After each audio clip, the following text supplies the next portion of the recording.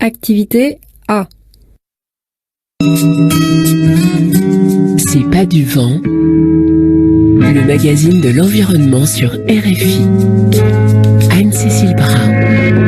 Bonjour, nous savons que ça va mal, crise politique, écologique, économique. Bon, mais une fois qu'on a dit cela, il y a deux solutions. Soit on se réfugie derrière la peur et le désespoir qui nous paralysent, soit on relève la tête et on se dit que c'est une formidable opportunité pour les 7 milliards d'humains que nous sommes d'inventer d'autres façons de consommer, de s'entraider, de repenser les rapports de force entre les pays dits pauvres et les pays dits riches.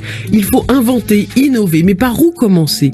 Anciela est une association lyonnaise dans le sud-est de la France et c'est justement un véritable incubateur d'engagement.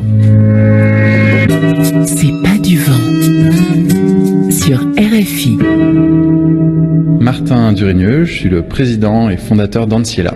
Anciela, c'est une association qui a deux missions principales, susciter et d'accompagner les engagements citoyens, c'est-à-dire permettre à chacun de s'engager dans des associations, dans des collectifs, dans son travail, pour une société écologique et solidaire.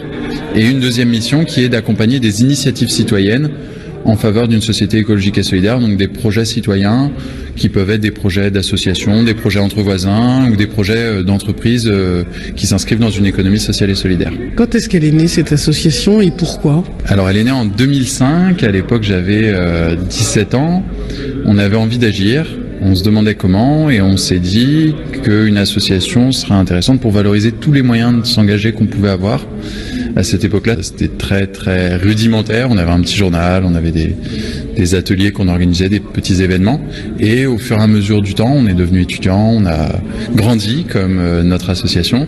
Et à partir du moment où j'ai quitté mes études en 2011, on a décidé que c'était le moment de mettre une ambition supplémentaire à cette action qui était essentiellement bénévole.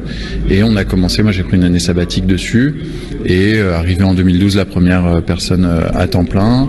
Et aujourd'hui il y a 4 personnes à temps plein au sein d'Anciela et 80 bénévoles bien engagés, dont une dizaine très très engagés, dont moi. Est-ce qu'il y a des thématiques qui sont plus prises en main que d'autres, notamment dans le domaine écologique ?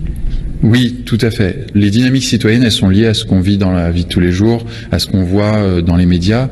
Les deux grands sujets où on a le plus d'initiatives, je pense, aujourd'hui, c'est tout ce qui est autour de l'alimentation et de la santé et tout ce qui est autour des déchets. C'est là où on retrouve 60-70% des initiatives. Concrètement, ce qu'on dit toujours à Anciela, c'est que les personnes qui s'engagent ont deux quêtes dans leur engagement.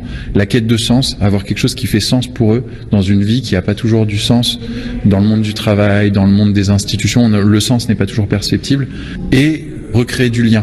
Et donc on retrouve dans les initiatives toujours ces deux enjeux. Faire du sens, donc toucher, mettre les mains dans la terre, réparer des choses, accompagner une personne âgée, aider quelqu'un en difficulté, et faire du lien, toujours que ça se fasse avec d'autres, toujours que ça permette de se rencontrer et de faire société ensemble, de se retrouver avec des gens qui nous ressemblent et avec des gens qui sont différents de nous pour avoir le sentiment d'être ensemble.